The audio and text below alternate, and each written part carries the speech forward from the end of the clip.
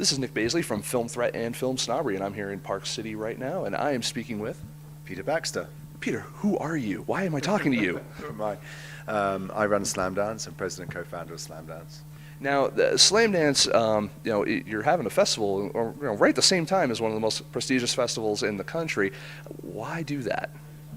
Well, I think that we've been here since 1995 when a group of filmmakers got rejected from Sundance, and what we did is we came together as a filmmaking community and we supported one another in the first year, and we found success in that, and then we realized that there were going to be other filmmakers like us, and other filmmakers like us meant and still means that these are films that don't have distribution, have maybe made for really small amounts of money and don't have star names in them. And but what we found over the years is actually great success with that, and I think that I think in many ways I think what you get at Slamdance is a truer representation of independent filmmaking, and I know that obviously Sundance has a great program, and certainly some of those films are low budget independent filmmakers that coming from a new place, but here at Slamdance it's very focused. And the narrative competition this year, for example, has really strong directing visions in them and great performances. And I think it's a very special program. But I think, though, what's really important to say here is that if you put Sundance and Slamdance side by side, it's not a competition, it's not rivalry. I really do think they complement one another. And I've noticed that too. I've noticed that, I've been interviewing Sundance filmmakers here the entire time, in right where I'm basically in Slamdance HQ. I'm behind enemy lines right now. No, and it's really been a real synergy between the audiences, and Park City has that uniqueness where everything's kind of located in one place. And have you found that you do get a lot of crossover audiences that are going to see the movies, the same, different movies at Sundance that are seeing movies at Slamdance as well? Yeah, we do. I mean, it's people come to Park City to see film, and the great thing about being here at Treasure Mountain Inn, festival headquarters for Slamdance, is it's such an intimate environment, and that actually is a great thing for our filmmakers, because whether you're an industry member or whether you're just someone who really enjoys independent film, I mean, it's really possible to connect with the filmmaker, and the filmmakers love that. And I think just to put things into perspective for independent film, just having a strong reaction to one of your screenings is really already a great start, for your film, because of course many of the filmmakers here, it's the first festival they've been to, and so it's a new experience for them. And I think that there's a great perspective here on the reality of what independent film is all about. I think sometimes we see that a lot of filmmakers have these great hopes and big expectations of what's going to happen to their film. They're going to find a big distribution deal. They're going to get their next project made, and it's going to be really well financed. But the reality is that doesn't happen, and it's really sort of it's step by step. And that's also one of the reasons why we have stayed around, because we have, as our showcase has shown, it's really provided them a platform that they otherwise wouldn't have, and help them get to the next stage. And sometimes that does include distribution, but very often it's just more of getting to the next run of the ladder, where you may find an agent, or you may get the next project going. Or in the case of someone like Seth Gordon, after you've made a great documentary, you're asked to direct a feature. No, I think that we're very reality based, and we're very community orientated as well, and I think that's this environment here helps to really create that. Yeah, and I completely agree with that. I mean, I've been going literally back and forth with interviews for Sundance and Slamdance all day long, and I will be continuing to do so for the week. And I found that being here at the Carhartt Lounge and dealing with a lot of the people from Slamdance, it seems a lot more laid back. Just like, no, we'll make it happen. It's all good, Sundance seems very more regimented. Like, we're here, we have a mission, we have a purpose, and that purpose is to deliver publicity, almost, in a way. And I mean, and I'm not saying that to put anything down. Festivals, that's a big part of the festival experience for these filmmakers, is getting audiences and getting media attention. Yeah. Do you find that with Slamdance that filmmakers are getting that industry attention, media attention, stuff like that? Yeah, they absolutely are, and I think that what's really exciting right now about independent film, and I think what's really exciting about this program is that it suggests this year, and it sounds kind of like a sweeping statement to say this, but it's like a new wave of independent film. Because, for example, with a film like Paranormal Activity, which showed here and then got picked up here at Slamdance, you can see now it's possible for a film which has been made for a really small amount of money with no names actually to do really well commercially. I mean, this film obviously turned into a multi-million-dollar franchise. Absolutely. But I think that one of the reasons why it is that special time for independent film, especially with Slamdance filmmakers, is that during the last 3, 4, 5 years, we've seen all these great advances with new technology. Obviously, cameras is one example of that in film production. And that's really helped the documentary filmmaker especially. And then with new software, editing software, it's got less expensive, but the quality of it has got higher and higher. So again, It lets idiots like me edit footage like this. and really well, to a standard then that actually competes on a par with what the studios can do, genuinely. Yes. And at the same time, and it's always been my belief, and it's taken a long time, but I really believe audiences here at Slamdance definitely believe that. But I think what we're finding is that audiences, they don't really need something which is star-driven.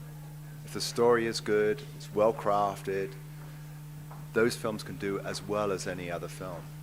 And I think that that's what Slamdance is showing. And I think at Sundance, I mean, you're right. It is a big machine, and it's matured, it's developed. That's a decision that they have taken in running their festival. It's a very important one, but in some ways, that is not what independent film is actually all about. It's about freedom, freedom to create, and freedom in every manner to choose that vision. Sometimes, according to the industry, that actually doesn't fit into something which they consider to be commercial, right?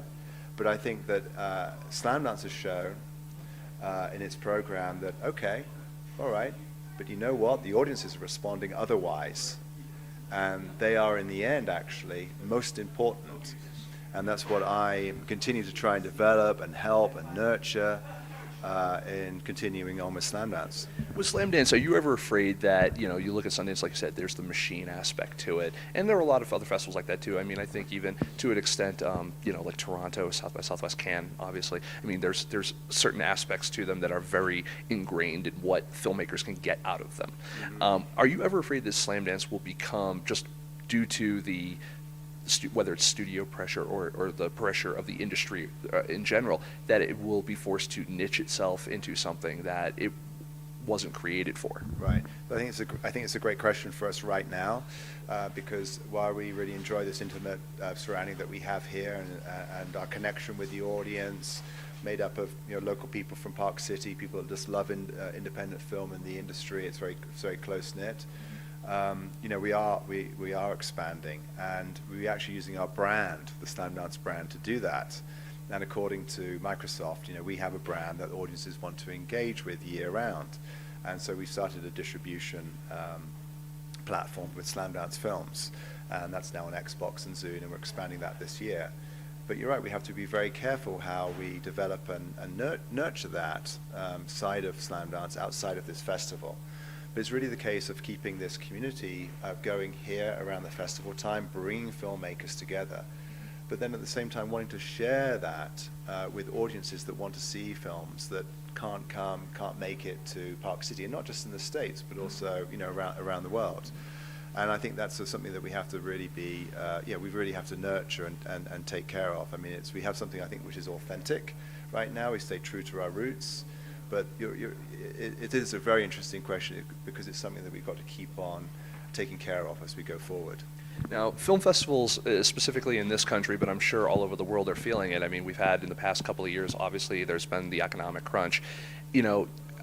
It's I think that in some filmmakers' minds, festivals like Sundance, Slamdance, are almost feel immune to stuff like that. Those kind of things. Have you, has Slamdance, have you seen any drop or in things like filmmaker submissions due to the economic, like they're not making enough movies, or have you seen issues even getting like sponsors is a big deal? And I mean, obviously you're expanding with, like, say, Microsoft on a distribution platform level, but have you guys had issues? People saying, like, we just can't do it this year. We want to, but we can't because we just don't have the ability. Yeah. Well, first, I think from a independent filmmaking point of view, I think it's contrary. Is actually help create more independent film and more filmmaking which is really compelling and great. And I think that the reason for that is that, as you say, we're going through these economic hardships, not just in this country but around the world. And in actual fact, this has actually provided really great story inspiration to a lot of our films you'll see here at Slamdance this year. And as a result of that, we've got some really strong filmmaking. In terms of sponsorship, yeah, I mean, you're absolutely right. But I think what sponsors realize here at Slamdance is that we rely on sponsors to put the festival on, but we want to make sure that the sponsors that we work with are sponsors that really are a true part of independent film, and they all are here at Slamdance. And so that connection then, once again, is a true connection that we have here with our sponsors, as well as with the audience members. And also, I think about sponsorship is that traditionally sponsors have been star-driven in terms of their choices of who they want to go out and sponsor and be a part of. Right. But they see something here which is authentic, something which is from a cultural point of view, it's something which they find valuable. In some ways it is a lifestyle, but it's that authentic, the brand that they see they want to be a part of. And I think more and more sponsors these days are finding interest in that and wanting to be a part of something which is true and has meaning. And you mentioned, obviously, kind of along the same lines, audience. Are you seeing? Is the audience showing up for these films? Are they responding to these movies? Because the other part of making movies is making these for these audiences and then getting them to enjoy them. And yes, the distribution aspect and the industry aspect of it for the filmmakers, I think, is one part of it. But the other part is the joy of screening these films in front of a group of people. Are you seeing, with the economy kind of, are you seeing any drop off in attendance? Or I mean, I say that not specific to you. I see it at other festivals I go to as well, where some of them that even were free fests at one time now have to start charging because they can't sustain on anything. Do you guys feel that crunch too, or does it worry you, especially in a small town like this, where it might be a more limited population? Well, we're very conscious of what's happening around that, and we hear from other film festivals that's happening as well. And we're a year-round organization, and we put the programmers and the team put really a hell of a lot of hard work into making sure that we're in the best position that we can be when we come to Park City. And I think that we have our own publicity team, and they've been working really hard to get that interest going for these films. It's really difficult because this is uncharted territory. No one really knows about these filmmakers, so it sort of makes it even more of a challenge. But we do have that brand that we can use to push out there and promote, and that does work. And this year I'm really surprised, but we have a 25% increase in our passes. So we actually have more people, it seems. We're just at the beginning right now, but right now it looks as though we have more people coming to Slamdance than ever before. And we opened the box office yesterday, and already screenings are sold out. And we keep tickets here so that people can come and buy them. We don't set out purposely because we want to make sure that someone who just enjoys independent film can come to Park City. So that's been a very nice surprise. And do you have any advice on how filmmakers can take advantage of that audience and that increased attendance to be able to really make the most of their screening here at Park City? Well, I think that one of the great things about being here in Park City is that you've got people from all over the place, as well as local people from Park City that are genuinely interested and love independent film. And so just a simple engagement of conversation obviously the Q&A is the most likely one, but everyone really on the street wants to talk about independent film, and you can get so much from that as a filmmaker by getting the reaction of what that not just from your film, but what they're thinking genuinely about the other films that they're seeing, which I think is really important. It's like an education, really. But opening it up to get audience responses is a really important thing for an independent filmmaker at Slamdance, because after all, this is usually their first outing, so they can get a lot from that. One thing that really strikes me about Slamdance is that, it was kind of born out of that frustration of I didn't get into Sundance, or just the frustration that I think all filmmakers feel at some point. And it seems like what you guys have turned that into over time has been more of the idea of going from frustration to hope, hopefulness of, it didn't happen for you at Sundance, or it didn't happen for you at somewhere else, but there's a home for you here. Is that something that you kind of feel, for filmmakers, like you want them to feel that they have a home here in Park City with Slamdance, and that, that it's a stop. It should be a stop for them. It should be a festival submission that, that they should definitely do. Well, we hope so, and we believe that, because that we have tried to create this community, which has got bigger and bigger over the years. And the program is programmed by filmmakers that have been at Slamdance, hence by filmmakers for filmmakers. So that's really important to us. The programmers are our life and blood, and without them, we wouldn't have been able to continue Slamdance. But I think that by strength in numbers, by creating this community, you then have numbers that can go out and promote the whole program still, like we did back in 1995, and that's really important to us.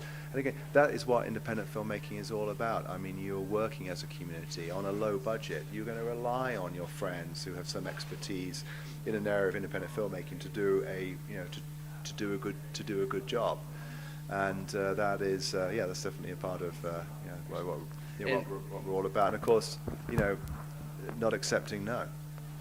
I mean, as an independent filmmaker, how many times have we been said, well, you can't do that. Either you don't have enough money to do it, you don't have the infrastructure to be able to create that kind of environment that you want to get your film done, so what are you going to do? Just walk away and just not do it? Now you figure out a way to get it done. And that's what Sundance has always been about. So it's another reason why we are very close to our filmmakers, because we are filmmakers ourselves.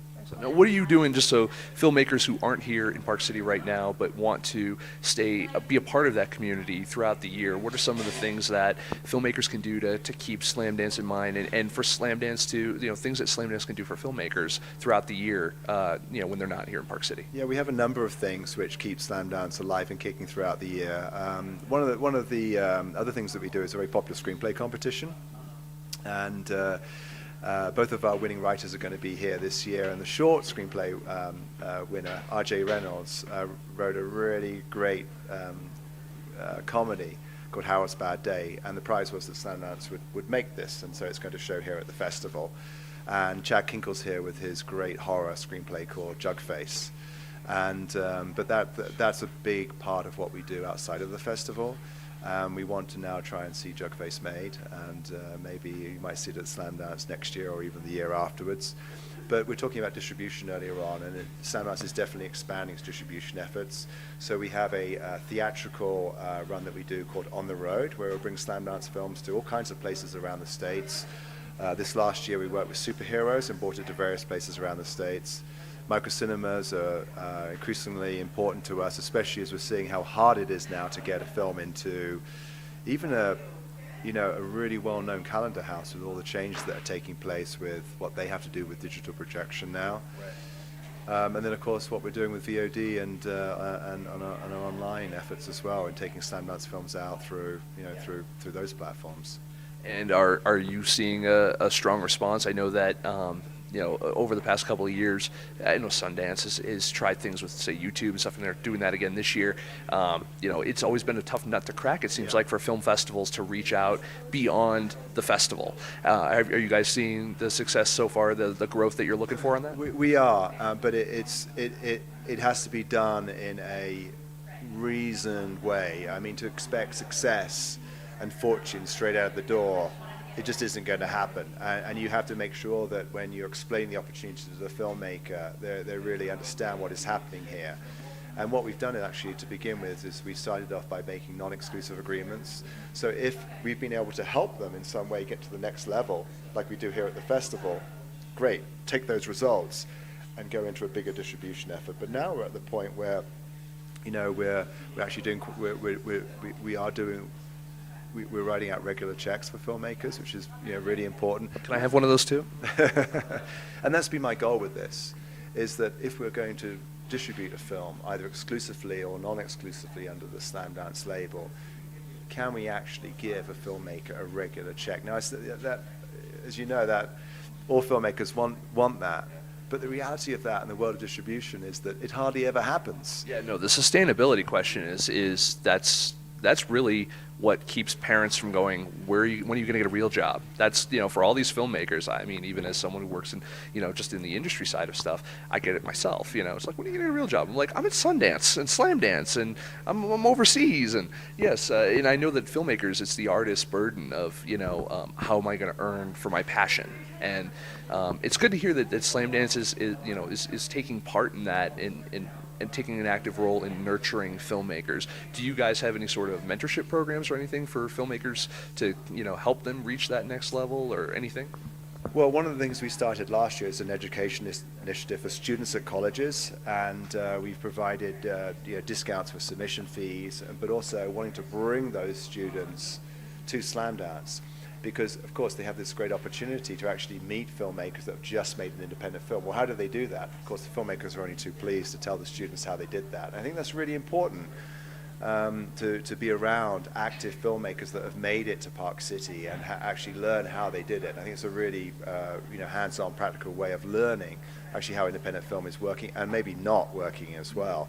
I think also it shows them that for the, you know, people who live in more remote parts of the country or going to the larger film schools or something like that, it kind of also shows them that they're not alone. Like, they're, you know, these filmmakers are struggling. Just because they're here in Park City doesn't mean they're not going through the same problems or didn't go through the same problems that these other students are going through now. Yeah, and that's a great point, and that's one of the great aspects of film festivals, that they bring these filmmakers together and they realize, well, I'm not alone. I'm actually doing something here which I feel a part of, and it's important because it helps, you know, keep that energy level going. And yeah, a lot of filmmakers find it very difficult when they're working alone in you know, in a vacuum and questioning themselves, what am I really doing? But there really is you know, light at the end of the tunnel, and I'm not sure whether the road to Park City is paved with gold, but it's certainly paved with Slamdance within a great community. And when you guys started Slamdance years ago, was there any point along the line, up till now even, where you were like, we are nuts, we can't continue to pull this off, we can't, you know, this is it's becoming out of control, it's becoming its own thing? Like you said, when you become a brand too, people look at the brand, they don't look at the people, you know, and I would think that it would be very difficult to kind of keep the mission of what's in the spirit of what Slamdance and how it was started into perspective. You know, what's stopping someone now from going, well, I'm going to create the slam dance, you know what I mean, type of situation, because they're born out of the same frustrations you guys had. Well, if they are, you know, they should go out and do it. I mean, you know, it's far you know, from saying, well, no, we're doing that. It's like, no. We would embrace that, and we would try and help them if we could in some way, because I think that's really important. But you know what it's like if you know, sometimes ignorance really is bliss. But if you really believe in something, and you believe it's really important for you know, other filmmakers around you, you just continue and you work your hardest and you get somewhere. But then if you look back of what you actually had to do to get to that point, you know, would you do it then? Well, probably not.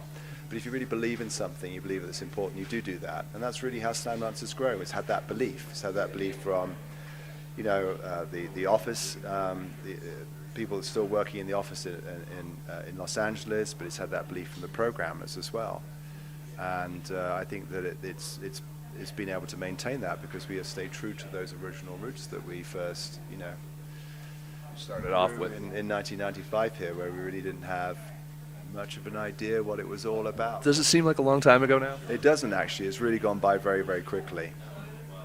Well, I want to thank you for sharing that passion and that that indie spirit here and with everyone out there and all the filmmakers and continuing doing what you guys do, because I think a lot of filmmakers, when they're looking for those top tier fests that they want to submit to, you're always in the conversation, and it's never because of things like distribution opportunities necessarily. It's never because of the celebrity aspect. It's because they appreciate what you do, and that's always, when I talk to filmmakers, that's usually the first thing. It's like, no, they get it, you know. And I just want to thank you for speaking with us candidly about that and giving us information on what you guys are doing to kind of further that conversation. So, is there anywhere else anyone can get more information about what you guys are doing? Yeah, well, thanks for recognizing that. That's much appreciated. And yeah, I mean, we have a popular website, slamdance.com, and that should give you a really good idea of what we're doing next. And there's Slamdance TV on there as well, which is going to be giving you all kinds of great things to look at. Not this. This isn't great. We'd be very happy to put it on if you think that it's we should do it. I think you should do it. All right, onward and upward. All right, well, thank you. I appreciate it, sir, and I appreciate your time. Yeah.